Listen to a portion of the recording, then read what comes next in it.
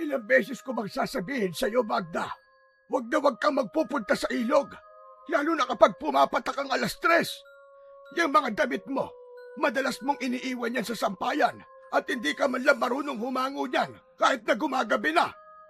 Ay, nakong dalaga ka. Paano na lang kung may magkagusto sa iyong elemento at engkanto? Tsak naaanakal ka nila. Ayaw ko magkakaroon ng apo na isang engkanto. Nako, kayo talaga, Itay. Ang tanda niyo na. Naniniwala pa rin kayo sa mga ganyan. Panahon pa yan ni Kopong-Kopong eh. Kung may engkanto mang magkakagusto sa akin, ayaw mo nun, bibigyan niya ako ng yaman at magiging buhay reyna ako. Tigilan mo na nga kung ano mga sinasabi mo patungkol dyan. May espiritu ang mga salita. Baka yan ay magkatotoo. Sige ka. Baka darating ang araw at magbubuntis kang taga-Balete ang ama. Balete? Anong Balete? Lugar ba yun? Lugar? Anong lugar? Doon sa puno ng Balete na nasa tabing ilog. Ikaw sundin mo na lang ang sinasabi ko para hindi ka mapahamak. Huwag ka nang pumunta sa ilog na mag-isa, lalo na kapag mag-aalas-3 ng hapon. Sige na nga, Itay, para maging tahimik na kayo. Wala namang magandang itutulot yung pag-aalala nyo eh. Isa pa, hindi naman totoo mga elemento na yan. Diyan na nga muna kayo. Lilinisin ko na lang muna ang likod bahay. Ang mahirap nito, wala na si nanay, kaya wala akong kakampi. Umalis si Magda sa harap ng kanyang ama at minabuting dumiretso sa likod ng bahay nila para magwalis ng mga tuyong dahon doon. Malapit nang magtakip silim, kaya nais niyang sunugin ang mga yon para walang mga lamok ang aali-aligid sa kanila pagdating ng gabi. Samantala, naiwan naman ang matandang nag-iisip ng malalim. Nakakaramdam siya ng kaba dahil alam niyang lapitin ng mga engkanto si Magda. Gawa ng mahaba ang kanyang buhok at napakatingkad pa nito. Nang matapos na si Magda sa kanyang pagwawalis, nagpasya siyang tumungo sa kanilang kusina. Nang naroroon na siya, napagtanto niyang walang laman ang kanilang tapayan, kaya nagpaalam siya sa kanyang ama para kumuha ng tubig sa ilog. Itay, tutungo po muna ako sa ilog. Mag-iigib lang po ako. Ubus na po kasi ang tubig natin. Wala po tayong panghugas ng pinggan at pagsaing. Ay nako, ikaw na babae kang talaga. Akin na nga ang balde at ako ang kukuha ng tubig doon. Baka kung ano pa ang mangyari sa iyo ron eh. Walang nagawa si Magda, kundi ang ibigay ang balde sa kanyang ama. Tinanaw na lang niya ito habang papaalis. Napaisip siya kung bakit gano'n na lang ang pag-aalala ng kanyang ama sa kanya, gayong wala namang masamang mangyayari sa kanya. Noon din, minabuti na lang niyang pumasok sa kanyang silid para ipunin ang mga labahi niya pagdating ng bukas. Lumipas ang ilang oras. Nagtaka si Magda kung bakit hindi pa rin nakakauwi ang kanyang ama. Nagsimulang lumakas ang kabog ng kanyang dibdib. Lalo na at alam niyang pasado 6:00 na yun ng hapon. Nagpasya siyang sunduin sa ilog ang kanyang tatay. Subalit, saktong paglabas niya, kararating lang ng matanda. Puno ng putik ang katawan nito at halatang natatakot. Oh, Itay! Ano ba nangyari sa inyo? Bakit ngayon lang kayo? May nakasagupa akong isang engkanto sa ilog. Sinubukan niya akong dalhin sa kanilang mundo. Mabuti na lang at nagawa kong makatakas. Kung hindi, baka tuluyan na nila akong ikinulong at inalipin sa kanilang mundo. Teka. Engkanto o tuba? Amoy tuba kayo eh. Siguro, dumaan pa kayo sa kumpare niyo may tubaan, no? Ay nako, wala pa kayong dalang sulo. Siguro, lumangoy kayo sa putikan eh. Sinasabi ko naman sa inyo na huwag nang uminom dahil masama yan sa kalusugan nyo. Ikaw talaga, Magda. Minsan lang naman eh. E di inaamin nyo ngayon na uminom kayo ng tuba. Oo na. Uminom na ako. Pero kaunti lang naman. Wala namang 6 na baso yun. Ay nako, kayo talaga. Sige na nga, akin na yung balding may tubig at nakakapaghugas na ako ng pinggan. Tignan mo tong tubig natin. Ang dumi na. Buti at hindi natapon. May paingka-engkanto pa kayong nalalaman dyan. Kinuha ni Magda ang balding may tubig at kahit may dumi yun, ginamit pa rin niya itong panghugas ng pinggan. Minabuti na rin niyang sa tubig na lang na inumin nila, kumuha ng pansaing. Nasa kalagitnaan siya ng kanyang gagawin sa kusina, nang sa hindi niya inaasahan, may nalanghap siyang sobrang bangong samyo. Hindi pamilyar sa kanya ang samyo na yon, pero animoy inantok siya nang malanghap niya ito. Bulaklak ba yun? Ang bango ah. Parang pabango ng isang dalaga. Ano kayang bulaklak yun? Wala namang kaming tanim na bulaklak ah. Nasa kalagitnaan siya ng kanyang pagtataka nang may mapansin siyang nakasabit sa bintanang malapit sa kanyang pwesto. Nung una, hindi niya pinansin yon. Ngunit nang lumaon, naisipan niyang lumapit doon at naging rason o para mas lalo siyang mamangha. Hindi niya lubos maisip na may mag-iiwan nun doon at batid din niyang walang ibang pwedeng bigyan nun kung hindi siya lamang. Bulaklak? Sino naman kaya maglalagay niyan dito? Iginala niya ang kanyang paningin at nang mawari niyang wala namang ibang tao sa labas, naisipan niyang kunin ang bulaklak para amuyin. Napangisi si Magda nang mabatid niyang napakabango ng bulaklak na yon. Sino naman kaya mag-iisip na mag-iwan ng bulaklak dito? Bakit kaya hindi ko siya napansin? Habang nakakunot ang noo, biglaan siyang nakaramdam ng panlalamig nang may marinig siyang boses ng isang lalaki. Sinubukan niyang dungungaw sa bintana, ngunit wala naman siyang nakita. Dahil dito, minabuti niyang itabi na muna ang bulaklak upang tapusin ang kanyang ginagawa. Nang matapos na siya, naisip niyang ipakita sa kanyang ama ang bulaklak para malaman kung kanino posible galing yon. Subalit, gano'n na lang ang kanyang gulat dahil nang lingunin niya ang bulaklak na itinabi niya, wala na ito sa kanyang pwesto. Ilang beses pang kinusot ni Magda ang kanyang mga mata at iginala ang kanyang paningin sa paligid, pero hindi niya na nakita pa yon. Baka nalaglag lang. Ay nako, pabayaan ko na nga lang yun. Hindi ko naman kilala kung sino naglagay nun sa bintana. Papasok na lang muna ako sa aking silid. Total, maluluto na rin naman ang sinaing. Madaling naglakad si Magda papasok sa kanyang silid. Sakto namang nakita niya ang kanyang ama, kaya nagpasya siyang tanungin ito patungkol sa bulaklak. Itay, sandali lang. Alam niyo po ba kung sino naglagay ng bulaklak sa bintana? Hindi ko kasi alam kung sino nag-iwan nun dun eh. Abay malay ko. Kung hindi mo rin lang alam kung sino nagbigay, pabayaan mo na lang. Abay maya-maya baka mula pa yan sa engkanto at baka ikaw mismo ang kapalit. Basta itay, sa susunod, kapag nalaman mo kung sino nag-iwan ng bulaklak, sabihin mo kagad sa akin ha. Oo na, sige na. Basta, ang palagi kong bilin sa'yo ha. Huwag kang pupunta na mag-isa sa ilog. Huwag mag-iiwan ng damit sa labas. At huwag kang tatanggap ng kung anuman sa hindi mo kakilala. Oo na po. Sige na, susundin ko na kayo. Bumuntong hininga na lang si Magda ng mga sandaling yun at nagpatuloy sa kanyang paglalakad papasok sa kanyang silid. Pagpasok niya roon, nahiga siya at napaisip kung sino talaga ang nag-iwan ng bulaklak na yon.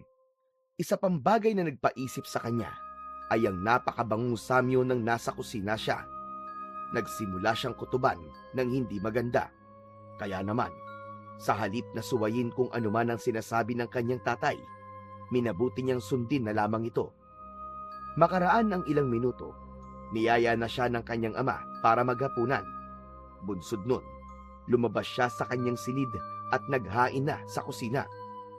Matapos ang kanilang hapunan, nakaramdam na ng antok si Magda. Itay, mauna na po ako matulog. Bigla kasi ako nakaramdam ng antok eh. Parang bigla po nangihina ang katawan ko. Gusto ko na pong mahiga. Ano ka ba, matutulog ka? Aba, busog ka pa. Mamaya ka na matulog. Kung ako sa'yo, maglakad-lakad ka na muna at nang matunawang ka. Napatango si Magda sa sinabi ng kanyang ama. Ngunit sa halip na sundin ito, minabuti niyang pumasok sa kanyang silid at naglatag na ng banig. Hindi pa sana siya hihiga roon, ngunit bigla siyang hinila ng antok na parang hindi niya kayang pigilan. Bunsod nito, inilapat na lamang niya ang kanyang likod sa banig at nagpatianod sa antok na kanyang nararamdaman. Nang ipikit niya ang kanyang mga mata, muli siyang nakaamoy ng napakabangong samyo. Hindi niya napigilan ang kanyang sarili na mapabangon. At kahit na inaantok siya, hindi yun naging sagabal sa kanyang kagustuhan. Lumapit siya sa bintana at napadungaw roon. Sakto namang pagkatitig niya sa labas, may napansin siyang hubog ng isang tao. Nakatayo yun malapit sa madilim na bahagi, kaya hindi niya naaninag ang itsura nito. Ilang sandali pa, napansin niyang papalapit sa kanya ang naturang tao at nawari niyang isa yung lalaki. Nakasuot yun ng magarang damit at may hawak na bulaklak. Nagpatuloy yun sa paglalakad hanggang sa nakarating yun sa tapat ng bintana ng silid ni Magda. Sino ka? Anong ginagawa mo rito? Ako si Lamurok. Kung mamarapatin mo sana, ay aakyat ako ng ligaw sa'yo. Pasensya ka na at binawi ko kanina ang bulaklak na ibinigay ko sa'yo. Naisip ko kasing baka makita yun ng iyong ama at pagalitan ka niya. Pero ito, may dala ulit akong bulaklak para sa'yo. Habang nakamasid at nakatitig si Magda sa lalaking nagsasalita, tila naging musikang nakakamesmerismo ang tinig nun para sa kanya. Mas lalo siyang nakaramdam ng antok hanggang sa hindi niya na alam kung ano ang mga sumunod na nangyari. Nagulat na lang siya nang bumalik siya sa kanyang sarili dahil nasa lilim siya ng punong balete na nasa pangpang ng ilog. Teka, anong ginagawa ko rito? Bakit wala akong saplot sa buong katawan ko? Labis na kaba ang naramdaman ni Magda. Hinagilap niya ang kanyang damit, subalit hindi niya ito nakita. Napasapu pa siya sa buong katawan, gawa ng pakiramdam niya ay merong mali sa kanya. Ano nangyari sa akin? Hindi. Sinong may gawa nito? Magbabayad ang may gawa nito. Isusumbong ko siya kay Itay. Napahagulgol ang dalaga sapagkat napagtanto niya na isa siyang biktima ng panggagahasa. Ang hindi niya lang alam ay kung sino ang may gawa at kung bakit siya nakarating sa lilim ng puno. Hindi niya rin alam kung paano niya ipapaliwanag ang nangyari. Gayong ang natatandaan niya ay nasa loob siya ng kanyang silid at may isang lalaking nagpakita sa kanya. Demonyo siya! Demonyo siya! Pagbabayaran niya ang ginawa niya sa akin. Alam kong siyang may gawa nito. Nasa ganong kalagayan si Magda nang bigla ang lumitaw sa kanyang harapan ang lalaking nakita niya sa labas ng kanyang bintana. Hawak nito ang kanyang damit at nakangiti yun sa kanya. Nanginig ang mga kalamnan ni Magda dahil sa matinding galit. Alam niyang dahil sa ginawa ng lalaki, masisira na ang kanyang buhay. Hayop ka! Hayop ka! Anong ginawa mo sa akin? Hindi ko alam kung paano mo ito nagawa, demonyo ka! Malalaman to ng aking ama! Patawarin mo ko, Magda. Labis lamang kitang iniibig. Kaya hindi ko napigilan ang aking sarili. Alam kong mali sa batas nyo at maging sa batas namin ang aking ginawa. Pero mahal na mahal kita.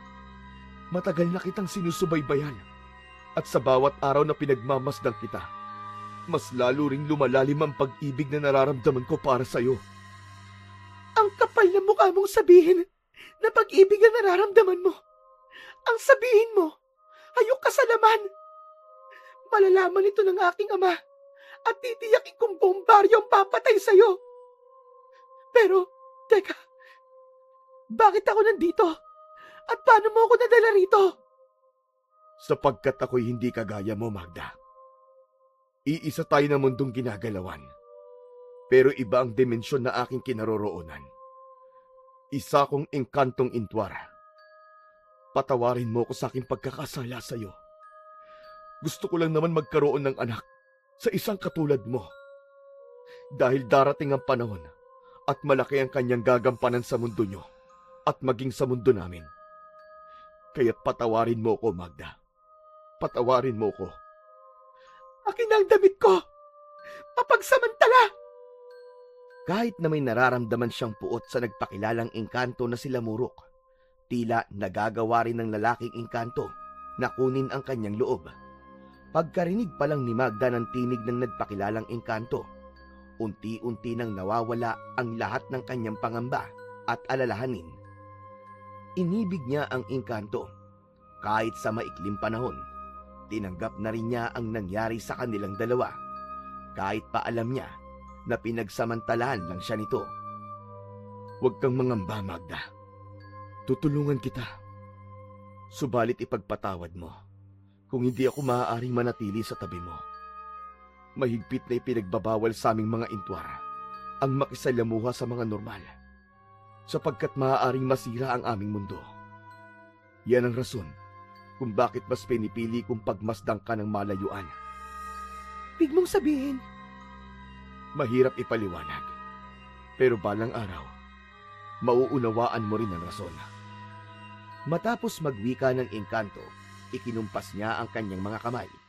Sa isang pagkisap ng mga mata ni Magda, nasa loob na siya ng kanyang silid. Nakahiga at meron ng saplot. Napasapo na lang siya sa kanyang tiyan. Sa hindi niya inaasahan, biglaan siyang nangulila kay Lamurok. Magmula ng gabing bumalik siya sa kanilang bahay, palagi nang nakatulala si Magda. Maging ang kanyang ama ay nabahala na. Lalo pa at napapansin itong mabilis ang naging paglaki ng tiyan ng dalaga. Sinubukan ding ipatawas ni Tandang Ipi si Magda, subalit walang nagiging resulta ang tawas. Maging ang mga albularyong pinuntahan nila, hindi matukoy kung ano ang nagiging karamdaman ni Magda. Isang gabi, habang nakahiga sa banig at nakasapo sa kanyang tiyan si Magda, napansin niyang kumikirot ang tiyan niya. Pakiramdam niya'y sasabog na yon. Itay! Itay, tulungan mo ako! Ano ba nangyayari?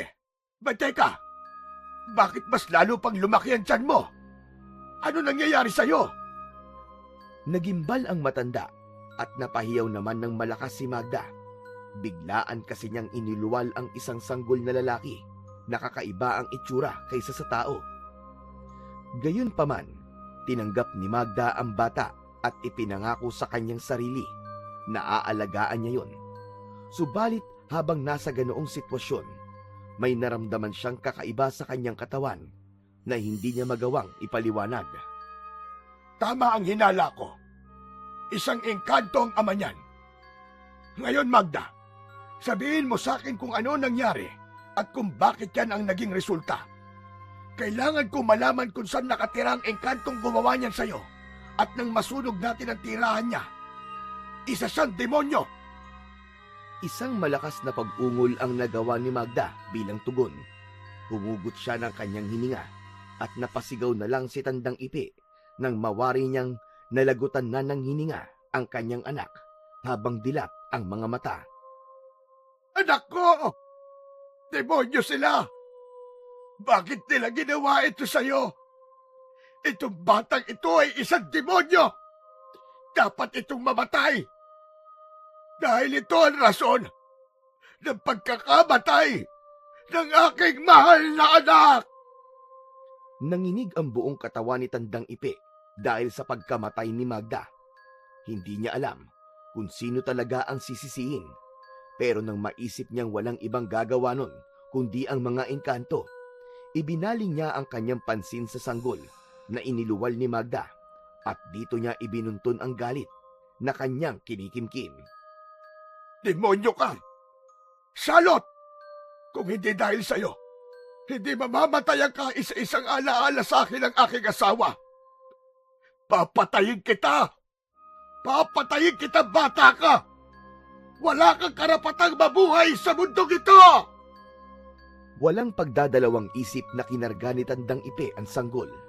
Pinagmasdan niya ang mukha nito at gano'n na lang ang kanyang gulat nang mapagtanto niyang nag-iba ang anyo ng sanggol.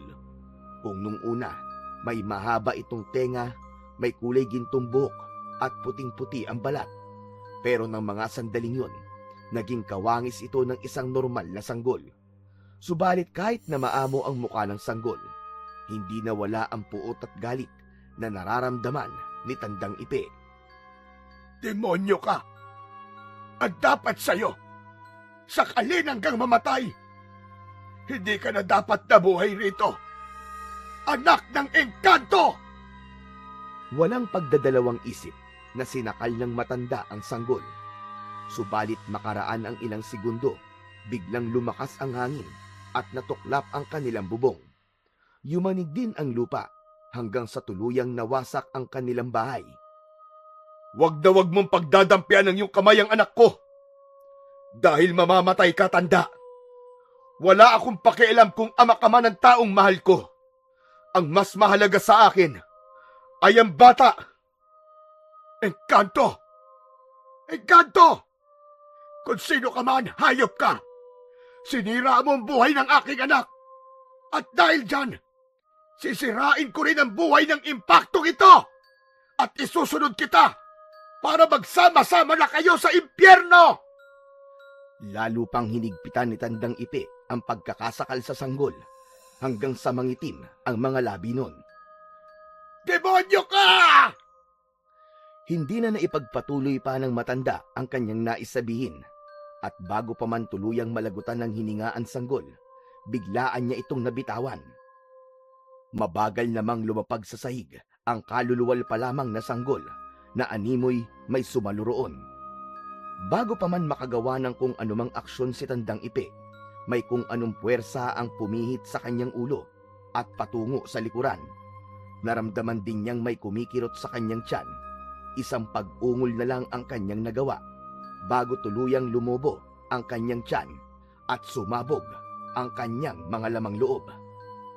Bago pa man siya malagutan ng hininga, naaninag niya ang isang nilalang na nakasuot ng kakaibang kasuotan at karga nito ang sanggol na muntikan niya nang patayin.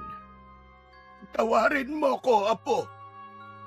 Patawarin mo ko, Magda. Patawa.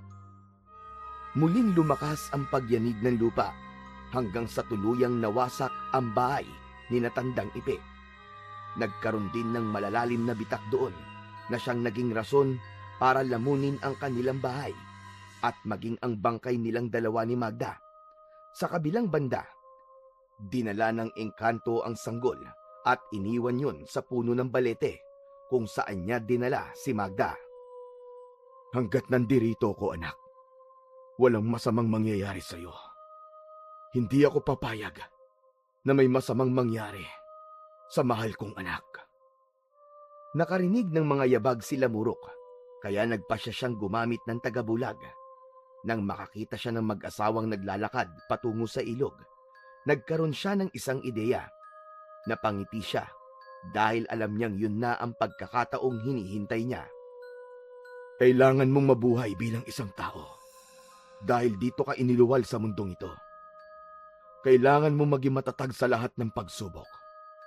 Babantayan kita at hindi ko papayagan na may manakit sa'yo, aking anak. Hinayaan niyang umiyak ang sanggol para makita ng mag-asawa. Alam niyang sa tulong ng dalawang yon, maaalagaan ng wasto ang sanggol. Pinaririnig ka bang iyak ng sanggol? Aba, parang sanggol nga yun ah. Oo. Saan kaya yan? Mukhang nasa malapit lang. Sa palagay ko, parang nasa banda ron eh. Sandali lang ha, at titignan ko muna. Tinungo ni Kikoy ang puno ng balete kung saan niya naririnig ang iyak ng sanggol. Ganun na lang ang gulat niya nang makita niya ang isang sanggol na lalaki na umiiyak. Mabilis niyang tinawag ang kanyang asawa at maging si Belen ay namangha nang mapagtantong naroroon nga ang sanggol. Teka, anong gagawin natin dyan, Kikoy? Baka mamaya niyan eh. Anak pala ng engkanto yan. Baka kung ano pang mangyari sa atin kung kukupkupin natin siya. Ikaw naman, Belen, oo. May anak ba ng engkanto na ganyang kagwapo? Aba, hindi naman siguro mag-iiwan ng engkanto ng kanyang anak dito, hindi ba? Sa bagay, Sige na nga, kupkupin na lang natin yan. Kawawa naman ang batang yan at baka kung ano pang mangyari sa kanya rito. O sige, bantayan mo muna ang sanggol na yan at ipaghele mo. Ako talaga maglalaba. Bibilisan ko na lang para makauwi na kaagad tayo. O sige, ako na ang bahala sa sanggol na ito. Dahil dito, tiyak na mas lalong sasaya ang ating buhay na mag-asawa. Minadali ni Kikoy ang kanyang paglalaba at nang matapos na siya, ay nagpasya siyang umuwi na sila. Hanggang sa mga oras na yon, karga pa rin ni Belen ang sanggol na nakita nila sa ilalim ng puno ng balete. Dahil malayo ang kanilang nayon sa simbahan at hindi rin nauuso ang binyag sa pari, minabuti nilang sila na mismo ang magbigay ng pangalan sa sanggol. Tinawag nila itong Oyong. Magmula noon, inilagaan nila ang sanggol hanggang sa lumaki ito at naging isang malusog na bata. Iisang bagay lang ang nagiging problema nila rito. Sa tuwing may nakakalaro kasi ang bata, nagkakaroon ng sakit ang mga yon at hindi nila matukoy kung ano ang mga karamdaman ng mga ito. Habang tumatagal, maging ang mag-asawang Kikoy at Belen, nagiging sakiti na rin at napapansin nilang lalo silang humihina. Isang gabi, sa hindi malamang dahilan, hindi makatulog si Oyong. Hindi ito mapakali habang papalit-palit ng posisyon sa paghiga.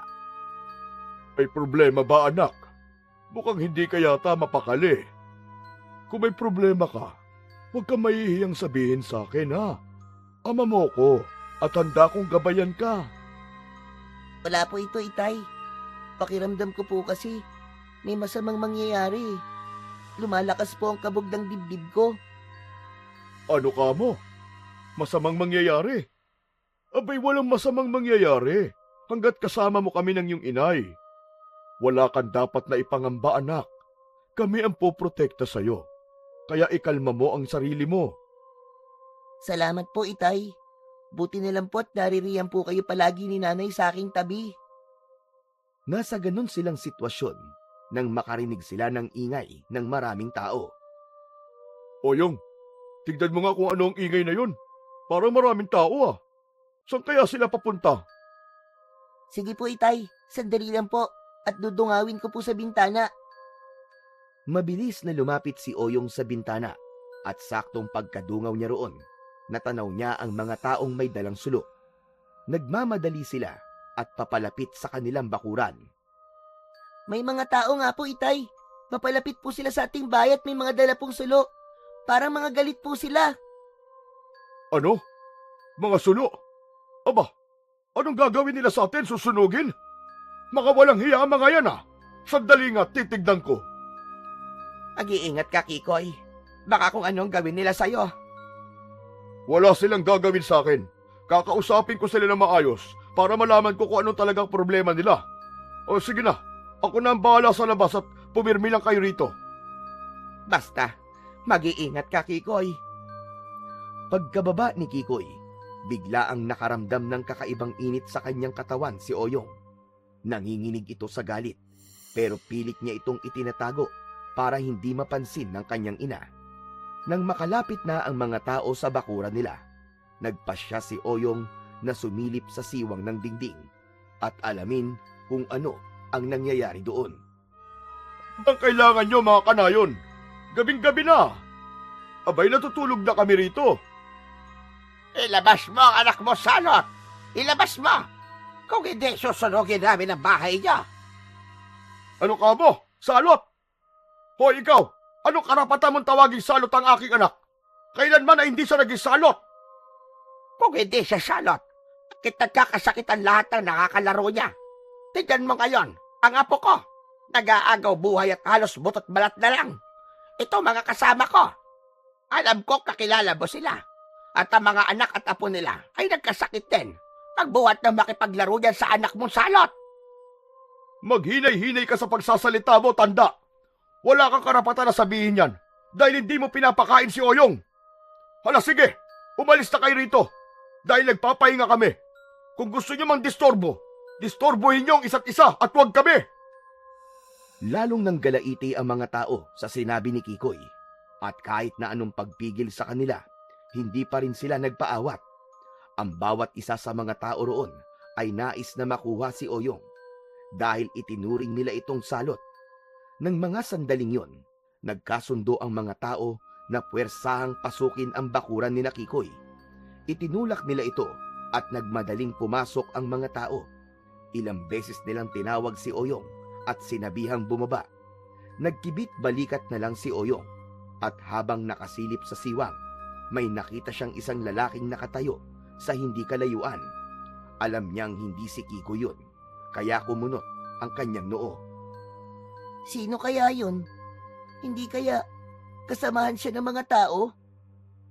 Habang nasa ganoong sitwasyon siya, nagbanta ang mga tao na kung hindi siya bababa, susunugin nila ang bahay ni Oyong. Kinilabutan siya at hindi niya napigilan ang kanyang sarili dahil sa nangyari. Sige na po! Sige na po, bababa na po ako! Huwag lamang po niyong saktan ng aking mga magulang! Pagkarinig ng mga tao sa kanyang tinig, naghiyawan sila at mas lalo pang lumakas ang kanilang pagtawag sa kanya bilang salot. Huwag kang bababa, anak! Tiyak nasasaktan ka ng mga yan! Oyong! Ayos lang po, Itay. Ang mahalaga sa akin ay ang kaligtasan niyo. Nang mga sandaling yon, bumaba si Oyong. Pinipigilan pa siya ni Bilin, ngunit hindi niya ito pinakinggan. Pagkababa niya, agad siyang lumapit sa mga tao. Sa hindi naman malamang dahilan, biglaang natahimik ang mga kanayo nila. Napatitig na lamang ito kay Oyong na animoy nakakita ng isang demonyo. Ano po bang kasalanan ko? At ginaganito niyo po ako at maging ang mga magulang ko. Kung iniisip niyong ako ang may kasalanan, kung bakit nagkakagano ng mga bata rito sa ating lugar, handa akong tanggapin kung ano man po ang parusang ipapataw niyo sa akin. Pagkatapos niyang magwika, hindi pa rin nagsasalita ang mga tao roon. Nanatili silang nakatulala at parang estatwa sa kanilang kinatatayuan. Noon din, sinabi ni Oyong na sasama siya sa kanila. Nang magsimula ng maglakad ang bata, parang mga puppet na gumalaw din ang mga tao. Dinaanan na lang ni Oyong ang kanyang ama, na noon ay hindi rin makapaniwala sa nangyari. Nang malayo na sina Oyong sa kanilang bahay, tumigil siya at sinubukan niyang kausapin ang mga tao. Pero hanggang sa mga oras na yon, hindi pa rin sila tumutugon. Kung wala namang kayong sasabihin sa akin, mas maigi kung babalik na lang ako sa aming bahay. O sige na, diyan na kayo. Mauuna na ako. Nagsimulang maglakad si Oyong. Nakakatatlong hakbang pa lamang siya nang maalala niya ang nakita niyang lalaking nakatayo at nakamasid sa mga tao. Naisip niyang malapit lang yon sa kanilang pwesto, kaya napalingon siya sa mga tao. Ganun na lang ang kanyang gulat nang makitang nakahandusay na ang mga yon, duguan at wala ng buhay. Ano nangyari sa kanila? Si Dubay gawa niyan. Lumakas ang kabog ng puso ni Oyong. Sa murang isipan niya, hindi niya kayang maarok kung ano ang nangyayaring yon. Subalit mas lalo siyang nahintakutan nang may kunsinong nagsalita na hindi naman niya nakikita. Walang sino man ang pwedeng manakit sa'yo. Buhay nila ang magiging kabayaran kapag may taong gumawa sa'yo ng masama.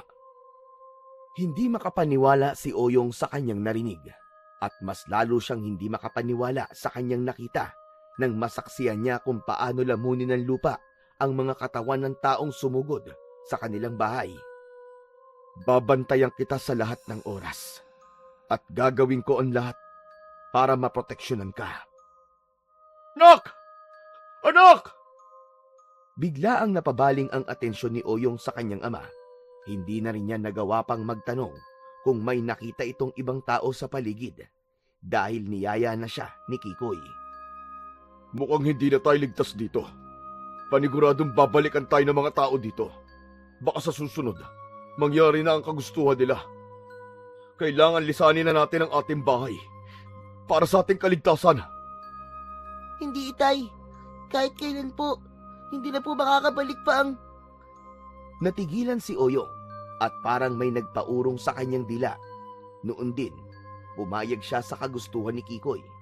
Bumalik silang dalawa sa kanilang bahay at sinabihan nila si Bilen kung ano ang kanilang plano. Hindi naman tumanggi si Aling Bilen at noon din, nilisan nila ang kanilang bahay para tumungo sa bundok.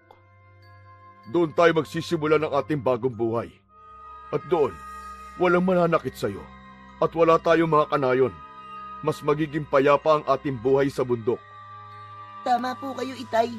Ang magiging problema lang po natin ay kung saan tayo kukuha ng ating makakain. Walang problema dyan, anak.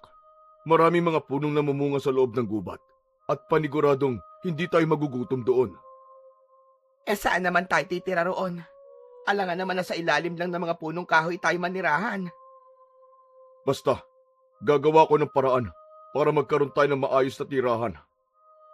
Biglang natigilan si Kikoy nung may marinig silang kaluskos sa hindi kalayuan. Nagsimula ring makaramdam ng init si Oyong, bagay na napapansin niya kapag may mga panganib na nakaamba sa kanya. Subalit kahit ganon, nagawa niyang iisang tabi ito.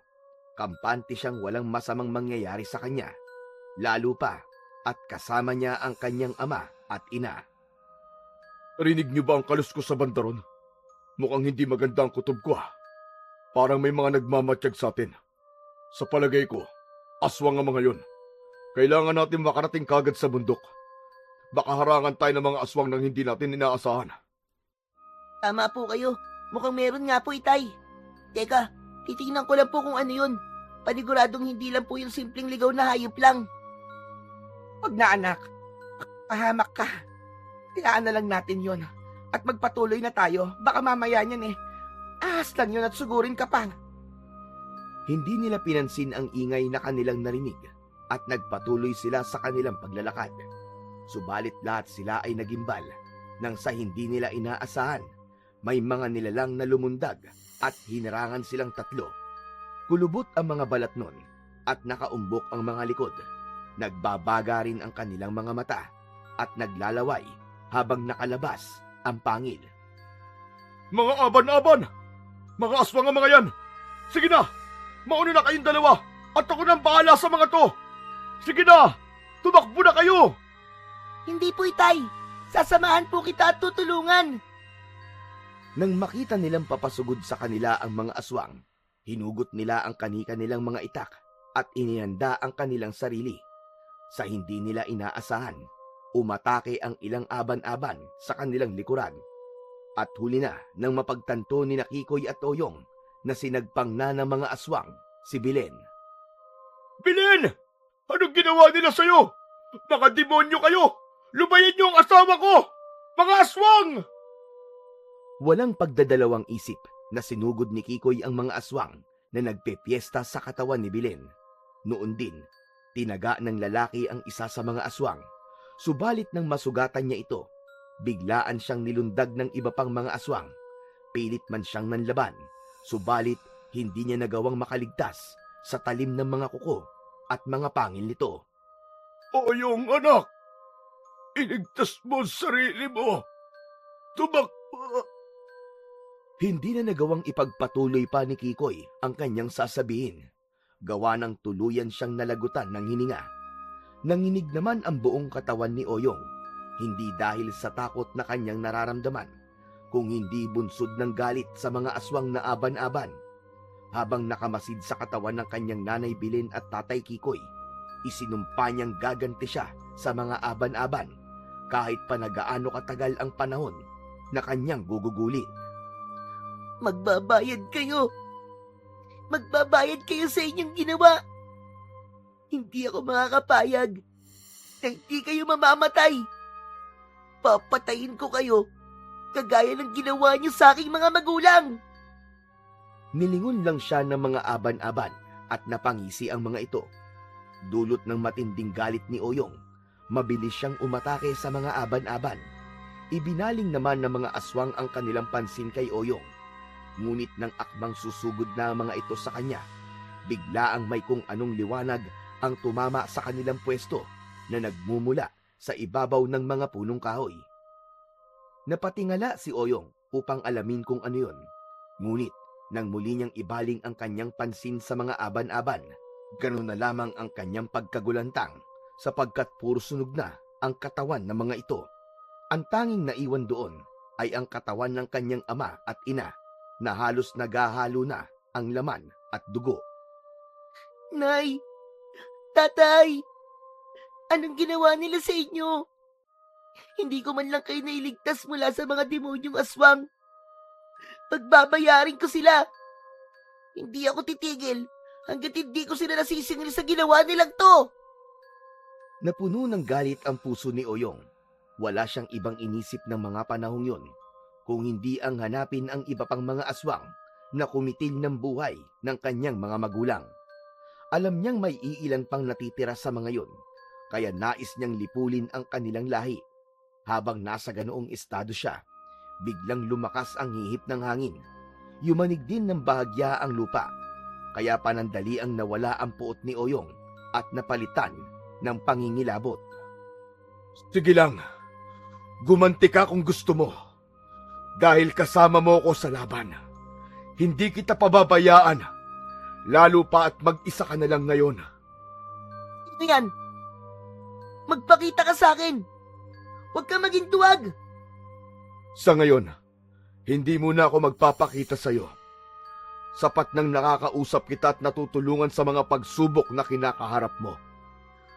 Iwan mo na rin ang katawan ng mga kinikilala mo magulang. Tumungo ka sa bundok at doon may nakalaan para sa'yo. Hindi. Hindi ko iiwan ang aking mga magulang dito. Kung sino ka man, huwag kang umastang parang magulang ko. Hindi ko sila iiwan dito at sasama ako sa kanila. Kahit na ikamatay ko man. Iniisip ko lang ang kaligtasan mo. Kung naroroon ka sa bundok, hindi ka madaling matutunto ng mga aswang dahil may proteksyon ko ang kubong nakalaan para sa'yo. Ang mga kinikilala mo pa lang na mga magulang ang pinaslang nila at paniguradong maging ikaw ay tutugisin ng mga aban-aban na yon. Paano mo nalaman? Sino ka ba? Bakit parang ang dami mong alam? Huwag mo akong pangunahan. Hindi ko iiwan ang mga magulang ko. Ilang beses ko bang uulitin? Hindi na mahalaga kung sino ko. Ang importante sa akin ay ang kaligtasan mo. Kaya't sa ayaw at sa gusto mo, dadalhin kita sa bundok at doon ka muna mananatili. Magsasalita pa sana si Oyong nang muling lumakas ang hangin. Nagsibuwalan ang mga malalaking puno at bago pa man siya makaalis sa kanyang pwesto, lumitaw ang isang ipo-ipo at tinangay siya nito. Napapikit na lamang si Oyong dahil sa takot. Walang humpay ang kanyang pagsisigaw. Makaraan lang ang ilang sandali. Lumapag siya sa lupa at namilog ang kanyang mga mata nang makita niya ang isang kubo roon na kumikinang ang paligid. Yan ang sinasabi kong nakalaan para sa'yo. Diyan ka maninirahan habang inihahanda mo ang iyong sarili sa muli mong pagharap sa mga aban-aban. Sino ka ba talaga? At anong dahilan mo para tulungan ako? Nandito na tayo sa lugar na sinasabi mo. Kaya maaari ka na magpakita sa akin. Hindi pa sa ngayon. Dahil kung makikilala mo ko at kung magpapakita ko sa'yo, tiyak na mas lalo ka mapapalapit sa mga panganib. Aaminin ko na ipit ka sa away ng mga intwar at aban-aban. Kaya kanila hinahabol at gustong patayin. Isa kang malaking banta para sa mga aban-aban. Alam nila yon simula pa lang nung iluwal ka rito sa mundong ito. Bakit? Paano nangyari yun? Ano bang pakialam ko sa mga intwar at aban-aban na yan? Malalaman mo rin pagdating ng tamang panahon. Pero sa ngayon, mas maigi kung magpapahinga ka na muna. Marami kang napagdaanan at marami ka pang mapagdadaanan. Kailangan mo mag-ipon ng lakas. Siya nga pala, isang tabi mo yung itak mo. Walang silbihan sa mga aban-aban. Dahil sa mga pinatulis na kahoy o kawayan lamang sila namamatay. Napatitig si Oyong sa kanyang itak at napaisip. Subalit sa halip na sundin ang sinabi ng boses, minabuti niyang dalhin ang naturang itak sa loob ng kubo. Hindi napigilan ni Oyong ang mamangha dahil halos lahat sa loob ng kubong yun ay mamahalin. Hindi niya alam kung saan yun nagmula, pero nagpasalamat siya sa tinig na nagdala sa kanya roon. Saktong pagpasok niya, biglaan siyang nakaramdam ng antok. Sa hindi niya inaasahan, nabuwal siya sa sahig at tuluyang nakatulog. Hindi niya na alam kung ilang araw o linggo siyang nakatulog doon. Pagkagising niya, pakiramdam niya ay tila nabawasan ang sakit na kanyang nararamdaman, dulot ng pagkamatay ng kanyang ama at ina. Walang ano-ano, may naulinagan siyang kaluskos sa labas ng kubo. Naging hindi maganda ang kanyang kutob, kaya napabangon siya at minabuting silipin kung ano ang nasa labas. Nagkataon naman na maliwanag ang buwan at kita ang paligid, kaya hindi nakaligtas mula sa kanyang paningin ang 3 aswang na may nakaumbok sa likuran. Iisa lang ang kanyang naisip ng mga sandaling yon, kaya kinabahan siya. Ang mga aban-aban, paniguradong sinundan nila ako rito. Anong gagawin ko? Huwag kang mangamba. Hindi ka nila masasaktan hanggat nasa loob ka ng kubo. Napakunot ang noo ni Oyong. Pakiramdam niya'y nasa tabi niya ang kumakausap sa kanya. Ngunit kahit saan dako man siya mapatitig, hindi niya ito nakikita. Nang maulinagan niyang paalis na ang mga yabag, minabuti niyang tignan ulit ang labas. Napailing na lang siya at sa isang iglap ay nagdesisyon siya kung ano ang dapat niyang gawin ng gabing yon. Susundan ko sila. Kailangan malaman ko kung saan sila nagkukuta. Hindi ko papayagang mabaliwala lang ang pagkamatay ng aking mga magulang. Huwag mong gagawin kung ano man ang iniisip mo. Ipapahamak mo lamang ang iyong sarili. Hayaan mong ako ang gumawa ng paraan. Manatili ka na lang sa loob ng kubo. Hindi mo ako mapipigilan. Kailangan may paghiganti ko ang aking mga magulang na pinatay ng mga aban-aban. Kapag umalis ka at susugod doon na mag-isa, paniguradong papatayin ka lang nila. Alam nilang may dugo kang intwar. At ang pagiging kalahating tao mo at kalahating engkanto ang siyang magiging hadlang sa kanilang mga kagustuhan na magasik ng lagim sa kanayunan. Wala akong pakialam. Kahit na bata pa ako, ang mahalaga sa akin ay may paghiganti ko ang aking ama't ina. Wala akong pakialam sa mangyayari sa akin. Isa pa, hindi ko alam kung anong pinagsasabi mo. Hindi ako isang anak ng engkanto. Nagkakamali ka, Oyong. Isa kang kalahating engkanto at kalahating tao. Anak kita. At ako ang iyong ama. Isa kang taong may dugong intwar. Hindi totoo yan. Anak ako ni Nanay Bilin at Tatay Kikoy. Kung talagang anak ka nila, paano mo ipapaliwanag ang mga bagay na nangyayari sa iyo ngayon? Lalo na kapag nagagalit ka. Paano mo ipapaliwanag ang paghigop mo sa enerhiya ng mga batang nakakalaro mo? Saglit na natigilan si Oyong.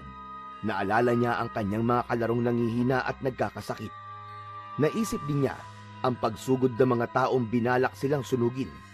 Dahil dito, nanlamig siya at napaisip patungkol sa kanyang tunay na pagkatao. Hindi totoo yan.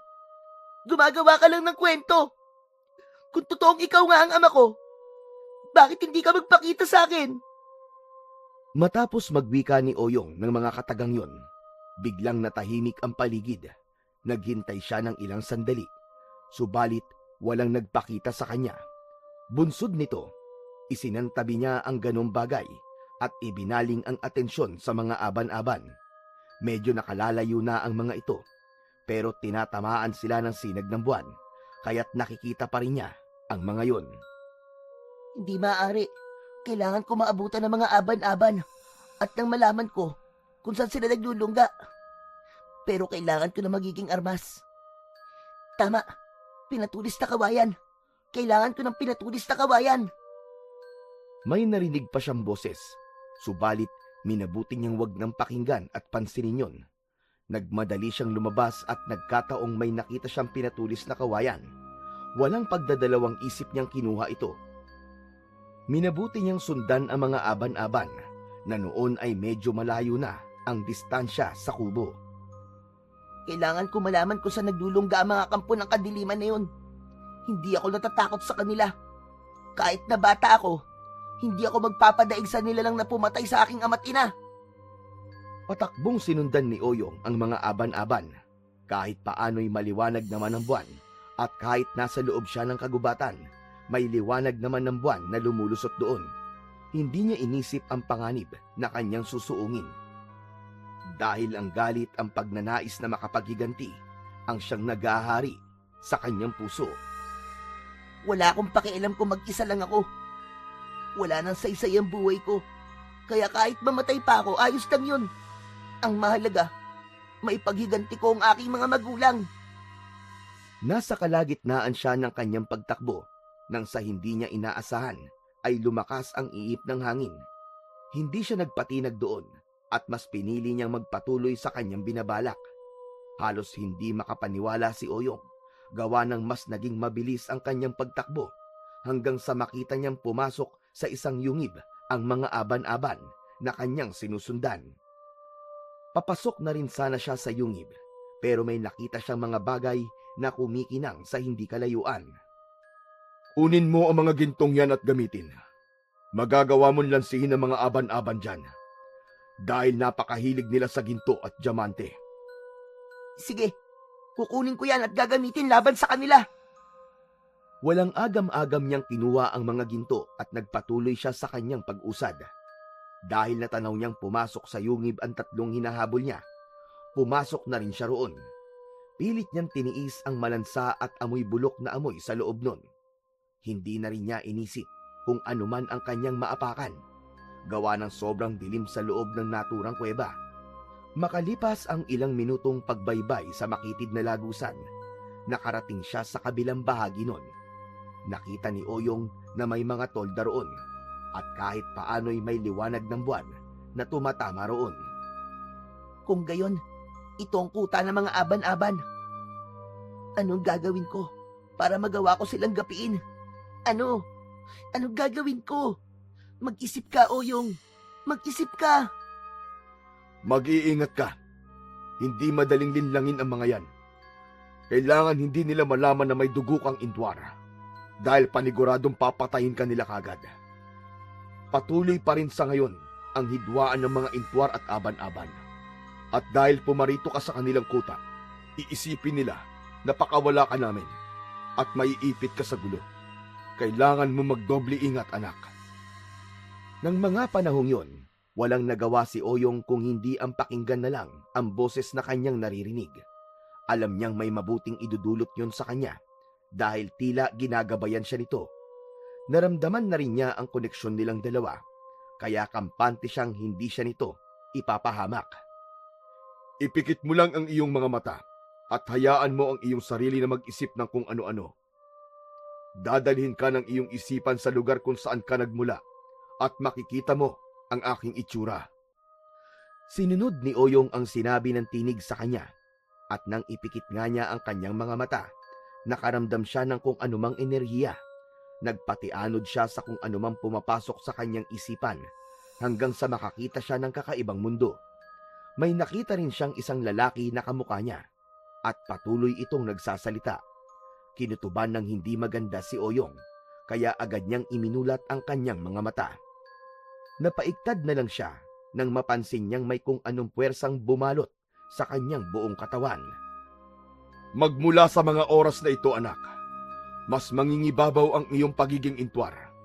At dahil ikaw ay kalahating tao, mas mahihirapan ang mga aban-aban na mawari ang dugong engkanto na nananalaytay sa iyong ugat. Intwar? Ano yun? Ikaw, ako, at marami pang mga kauri natin. Tayong mga intwar ay nahahanay sa mga matataas na engkanto. Ang mga katulad namin ay bibihira lamang sa mundo nyo. Pero dahil ayaw ko mapahamak ka, simulat sa pool ay binabantayan na kita at sinusubaybayan. Kung gayon, isa rin ba akong engkanto? Ikaw rin ba nakita ko nung ipinikit ko ang aking mga mata? Ako nga, at ako ang tunay mong ama. Ang iyong ina ay namatay nung iluwal ka niya. At maging ang iyong lolo namatay rin dahil sinubukan kanyang sakalin. Pagkatapos magwika nila Murok ng mga katagang yon, agad siyang nagpakita kay Oyong. Hindi naman nakapagsalita ang bata, gawa ng hindi siya makapaniwala sa tumambad sa kanya. Magkahawig na magkahawig sila sa anumang aspeto, kaya parang humarap sa salamin si Oyong. Ako ang iyong ama, at nandito ko para gabayan ka. Huwag kang mag-alala, anak. Sa pagpasok mo sa kuta ng mga aswang na aban-aban, hindi ako mawawala sa iyong tabi. Kailangan ko lang na maglaho sa paningin ng mga yon, dahil baka pag hinalaan kanila at hulihin. Kung gayon, anong dapat kong gawin sa mga gintong alahas na ito? Paano ko ito magagamit laban sa mga aswang na yun? Napangiti si Lamurok, napatitig siya kay Oyong. Ikinumpas ang kanyang mga kamay habang nakatitig sa gintong hawak ng bata. Pasdan mo mga gintong nasa kamay mo, kung talagang ginto nga ba. Hindi. Ang mga ginto ay naging mga bato. Paano nangyari yun? Sapagkat tayong mga intwar ay kayang magmanipula ng mga bagay-bagay na ating matatagpuan sa kalikasan. At kagaya ko, magagawa mo rin yan. Isipin mo lamang at mangyayari ang iyong ninanais. Noon din, inisip ni Oyong na maging ginto ang mga batong nasa kamay niya. Sa isang pagkisap ng kanyang mga mata, ganun na lang ang kanyang pagkamangha nang mapagtanto niyang naging mga gintong alahas ulit ang mga bato. Hindi lamang yan, anak. Kaya mo rin kumontrol ng panahon. Ang natatanging bagay na hindi natin makokontrol ay ang oras. Sapagkat sa ating mundo, hindi batayan ng oras para masasabing makabuluhan ang naging buhay natin. Bukan mong kontrolin ang hangin at utusan mong liparin ang mga tolda ng mga aban-aban. Ihanda mo lang ang pinatulis mong kawayan at nang may proteksyon ka laban sa kanila. Kahit na hindi man niya alam kung ano ang kanyang gagawin, sinubukang tawagin ni Oyong ang hangin at nang maging malakas na ito, ikinumpas niya ang kanyang kamay. Naging mabilis naman ang pagkilos ng hangin patungo sa kinaroroonan ng kuta ng mga aban-aban at nilipad nito ang mga tolda nila. Dahil sa nangyari, nataranta ang mga yon at dinig ni Oyong ang kanilang mga pag-angin. Akmang magtatanong pa sana siya sa engkantong nagpakilalang ama niya, ngunit naglaho na ito sa kanyang kinatatayuan. Gamitin mo ang pagkakataong ito na nagkakagulo sila para hindi ka nila madaling mahalata. Ialay mo mga gintong yan at sabihin na ang kapalit ay ang ulo ng isang intwar. Kahit na hindi man niya nakikita si Lamurok, napatango si Oyong. Noon din, nagpasya siyang sumugod sa kinakukutaan ng mga aswang. Nakita ni Oyong na tarantan-taranta ang mga aswang at animoy hindi nila alam kung sino ang gumawa nun sa kanila. Dahil doon, nagkaroon ng lakas ng loob ang batang may dugong intwar na lumapit doon. Nang makalapit na siya sa kuta ng mga aban-aban, inilapag niya sa lupa ang kanyang sibat na gawa sa kawayan. Sa kapasigaw siyang nagwika. Mga kaibigan! May gusto sana akong hilingin sa inyo. At sana naman, hindi niyo tanggihan ang aking pakiusap. Pagkakita ng mga aban-aban sa kanya, isa-isa silang lumapit at halata ang pananabik sa kanilang mga muka. May iilan sa kanilang natataranta pa rin dahil sa nangyari sa kanilang mga tolda.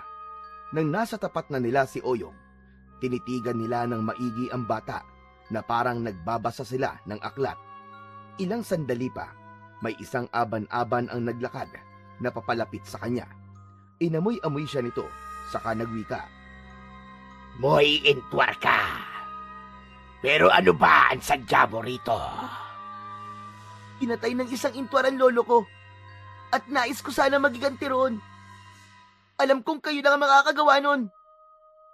Hindi kami nagiging mga utusana para sa wala lang. Kung may nais kang ipagawa sa amin, kailangan namin ng bayad. Napangisi si Oyong. Naalala niya ang sinabi ni Lamurok sa kanya.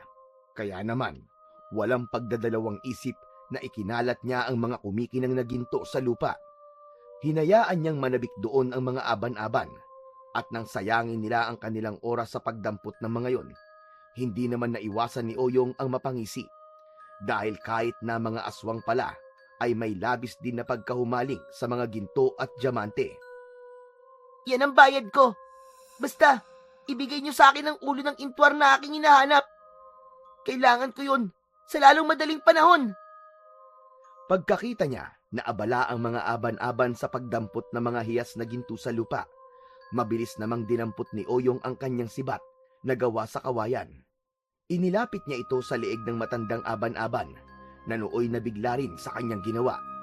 Hindi na rin nakapalag ang naturang aswang sapagkat alam niyang mamamatay ito ng agaran dahil kawayan ang gamit ni Oyong. Sige, subukan mong gumalaw at itatara ko to sa lalamunan mo. Kayong mga aban-aban, ang siyang pumaslang sa aking nanay Belen at tatay Kikoy.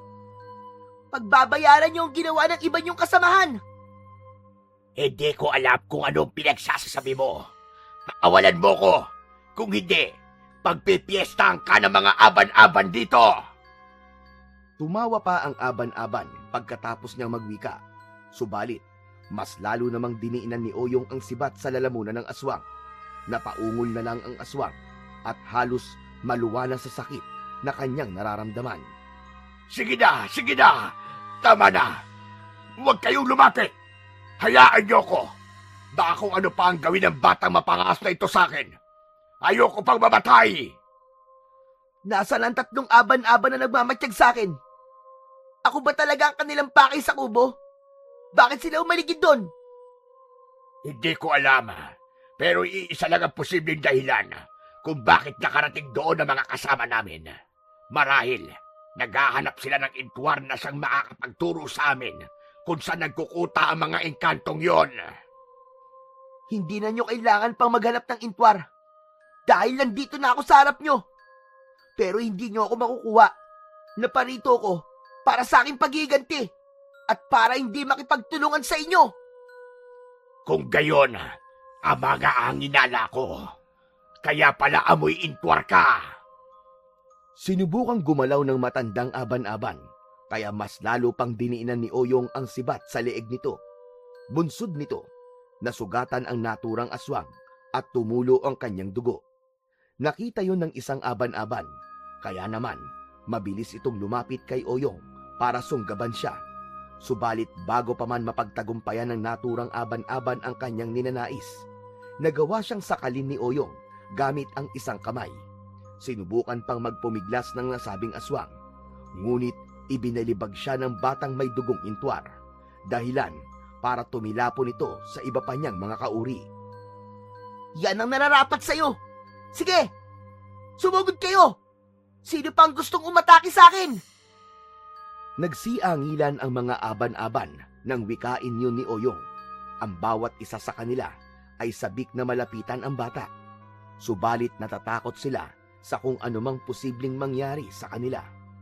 Walang ano-ano, biglang umalis ang matandang aban-aban sa kanyang pwesto at sinubukan niyang kagatin sa leeg si Oyong.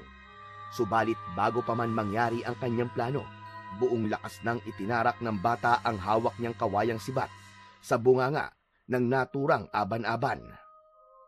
Napansin niyang gumalaw ang iba pang mga aswang at binalak siyang sugurin ng mga ito, kaya inikot ni Oyong ang kanyang paningin sa kanila. Sige lang, isa pang galaw nyo. At tutuluyan ko na ang matandang aban-aban na ito. Huwag niyo kong intindihin. Sugurin niyo na ang bata niyan at patayin. Kapag namatay siya, tiyak na hindi kayo mahihirapang maghanap ng iba pang mga intwar. Kinutuban ng hindi maganda si Oyong nang makita niyang humahanda ang mga aswang na aban-aban para sugurin siya. Buong lakas niyang ibinaon ng husto ang kawayang sibat sa bunganga ng matandang aban-aban. Naging dahilan yun para tumagos ang kawayan sa batok ng naturang aswang. Pagkakita naman ng ibang aswang sa ginawa ni Oyong, nanggalaiti sila at binalak na sumugod. Ito na babagay sa'yo. Magbabayad kayo sa pagkamatay ni Tatay Kikoy at Nanay Belen. Pinagmasdan ni Oyong ang mga bato na naroroon at inisip na lilipad ang mga ito sa kakusang tatama sa mga aban-aban. Ilang sandali lamang, lumutang ang mga bato sa ere. Nagimbal ang mga aban-aban at halos hindi sila nakagalaw dulot ng sindak.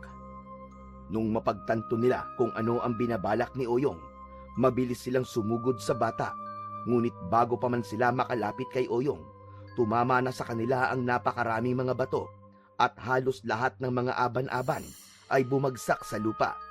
Noon din, hinugot ni Oyong ang sibat na kawayan sa bunganga ng matandang aswang. Kung iniisip yung basta-basta lang ako magpapahuli sa inyo ng buhay, nagkakamali kayo. Kung tutuusin, Kaya ko kayong patayin sa pamamagitan ng paghigop ng inyong enerhiya. Pero hindi ko gagawin yun. Bilang ganti sa inyo, papatayin ko kayo ng paunti-unti. Isa-isang bumangon ang mga nagsibagsakang aban-aban. Mas lalo pang naging mabalasik ang kanilang mga itsura habang nakatitig sa batang si Oyong. Inihanda na lamang ng bata ang kanyang sibat. Nang sa gayon, maitarak niya ito sa unang aswang na lalapit sa kanya. Nang mga panahong yun, umaligid sa kanya ang napakaraming aban-aban. Ang bawat isa sa mga aswang, naghahanda para sa kanilang pag-atake. Walang ano-ano, biglang yumanig ng malakas ang lupa. Kaya iginala ni Oyong ang kanyang paningin sa paligid, hanggang sa may maaninag siyang figurang nakatayo sa hindi kalayuan. Kahit daliri nyo, huwag nyong idadampi sa batang yan. Ako ang kalabanin nyo, at nang malaman natin kung hanggang saan ang kakayahan nyong mga aban-aban. Naririto ka. O sige, tingnan natin kung hanggang saan naabot ang tapang nyo mga aswang kayo. Layuan nyo ang batang yan, at ako ang kalabanin nyo. Pagkatapos magwika nila Murok ng mga katagang yon, mabilis siyang naglaho sa paningin ni Oyong. Maging ang bata ay nagulat nang sa isang pagkisap ng kanyang mga mata. Nasa tabi na niya sila Murok. Ayos ka lang ba, anak? Anong ginawa nila sa'yo? Ayos lang po ko. Buti po dumating kayo. Hindi ko alam kung paano ko matatalo ang lahat ng to eh. Kaya mo matalo mga yan, anak. Magtiwala ka lamang sa sarili mong kakayahan. Alalahanin mong nananalaytay sa'yo ang pagiging intwar. At isa tayo sa mga pinakamakapangyarihang uri ng engkanto. At ngayon, kayo mga aban-aban, dito natin tatapusin ang hidwaang ito. Tignan natin kung ano magagawa nyo laban sa amin ng anak ko. Napatitig na lang si Oyong kay Lamurok, at noon din, naramdaman niya ang tinatawag nilang lukso ng dugo. Umangil ang mga aban-aban na yon at nagsimula sa kanilang pag-atake kina Oyong. Inihanda na lamang ng bata ang kanyang hawak na sibat, at ang bawat aban-aban na lumalapit sa kanya, sinusugatan niya ng hawak niyang armas. Huwag mong isipin ang pagod, anak. Ang isipin mo ay kung paano mo magagantian ang mga aswang na ito na pumaslang sa mga tumayong magulang mo. Sana, pagkatapos ng labanang ito, matanggap mo na sa sarili mo na ako ang iyong tunay na ama at bahagi ng iyong katauhan ng pagiging intwar. Sige ama, isa sa isip ko ang sinabi mo. Nagkatinginan sina Oyong at Lamurok. Napangiti na lang ang lalaking itwar at napatango kay Oyong. Sinabihan pa niya ang bata na huwag hahayaang makalapit ang mga aban-aban sa kanya dahil haharapin niya ang iba sa mga ito. Agad ding umalis sa tabi ni Oyong ang lalaking engkanto, kaya nakaramdam siya ng pagkabahala. Hindi ako dapat na mabahala. Kung talagang isa akong intwar, may kakayahan akong wala sa mga aban-aban na ito. At yun ang lamang ko sa kanila. Nagpatuloy sa pakikipaglaban sa mga aban-aban si Oyong. Hindi niya na naibaling pa ang kanyang atensyon sa kanyang tunay na ama dahil marami rin siyang nakakalabang aban-aban. Subalit nang halos lahat sa mga aban-aban na nakasagupa niya ay nakahandusay na sa lupa, nagkaroon ng ideya si Oyong para mas mapabilis ang pagtalo nila sa mga aswang. Ama! Ngayon na! Pagkasabi niya noon, agad siyang nilingon ni Lamurok.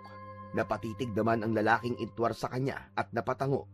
Nang mismong sandaling yon, inisip ni Lamurok na mapupuno ng alikabok ang paligid at maging ang buwan ay mababalot ng dilim. Sige na po ama! Ubusin natin ang mga aban-aban na to para sa mga intwar at para sa mga tao! Mabalot ng alikabok ang paligid, nataranta ang mga aban-aban. Hindi nila alam kung nasan sina Oyong at Lamurok. Mas lalo pa silang nabahala dahil sa nangyaring eklipse na naging rason para hindi nila ganong makita ang paligid. Nagugulat na lamang sila sa tuwing may tatama sa kanila at nagkakaroon sila ng malalalim na sugat. Sa pagkawala ng alikabok sa paligid at sa pagtapos ng eklipse, halos lahat ng mga aban-aban ay nakahandusay na sa lupa. Ang iilan sa mga yon ay pinipilit pa ang mabuhay, samantala ang iba naman sa kanila ay naliligo na sa sarili nilang mga dugo. Iginala pa ni Oyong ang kanyang paningin sa paligid hanggang sa napagtanto niyang wala na roon ang kanyang amang si Lamurok. Ama ko! Nasan ka? Ama! Ama, nasan ka? Ilang beses siyang nagtawag at umasa siyang tutugon nito kahit na sa tinig lamang. Subalit kahit isang tugon ay walang natanggap si Oyong. Hindi rin niya alam kung saan na nagpunta ang kanyang ama. Kaya naman, nakaramdam siya ng bahagyang pagkabahala. Nakita yun ng 3 aban-aban na hindi bumagsak sa lupa at napangisi sila nang mapagtantong may pagkabahala sa puso ni Oyong. Akala ko ba matapang ka, bata? Bakit parang naduduwag ka nang malaman mong nag-iisa ka na lamang? Iniwang ka na ng iyong ama sa amin. Siguro'y natalo namin siya at ikaw ang aming pabuya. Nagsimulang maglaway ang 3 aban-aban. Nagsimula rin silang maglakad ng marahan habang nakapako ang kanilang paningin kay Oyong. Nang makita naman ng bata ang ginagawa ng 3, napangisi na rin siya. Kailanman ay hindi ako magiging pabuya sa inyo, mga gunggong.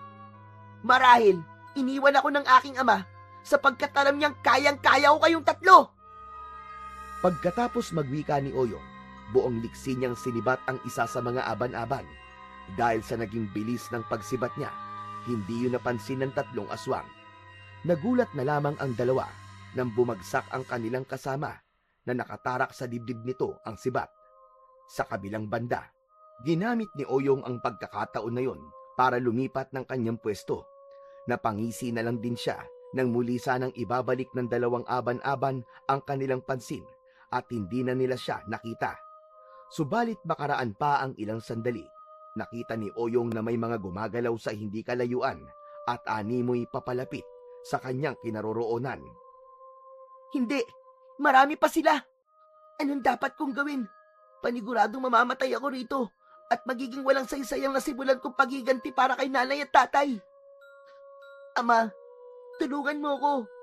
Ano ang mainam kong gawin?